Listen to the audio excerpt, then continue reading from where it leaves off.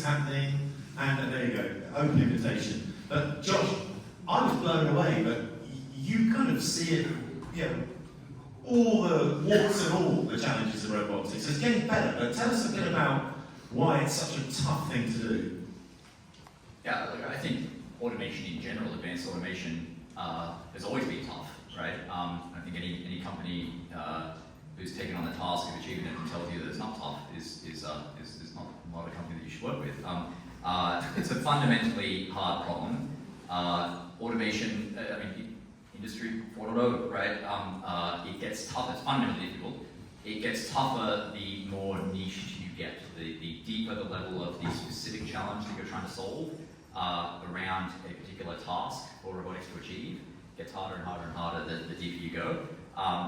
Obviously, one of the hallmarks of our industry, really post feature phones, people talk about the smartphone revolution. It's not that the devices became smart at all. They need to be starting to get there. Thank you, Google, for Gemini. They may be starting to get there, but it wasn't at all the smartphone revolution that they became smart. What they became was unconstrained and far more complex. And if you look at the scale of what our robotics or anyone else's does in the industry, is having to take on, you can't abstract away that complexity. The entire purpose of the automation is to dive very deep into the complexity of that product and both holistically and individually at a component level, be able to address that complexity and assess it. It's just a fundamentally hard problem.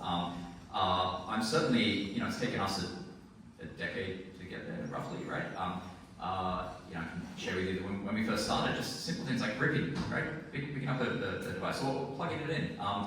When you get back to your home or hotel tonight and go to charge your device, USB-C, thank you EU for all of you, but just reflect on what the haptic feedback that your body is giving you as you guide USB-C into the USB port, right? It comes naturally to all of us. Just take a moment and pause as you do it. Getting a robot to do that with the level of precision and consistency and robustness that's required to operate at scale. I can tell you when we started this journey a little over a decade ago, success rate was about 15%, right? We're now at 100%, right? It took us a good 3 years just to crack that problem, right? So we've gotten there. Many others have gotten there as well. It's fantastic. I am very encouraged, though, that with a focus of the entire industry on getting to scale, particularly the focus from the scale of the circular economy, particularly with the focus from the device manufacturers and the platform providers, it does get easier, right?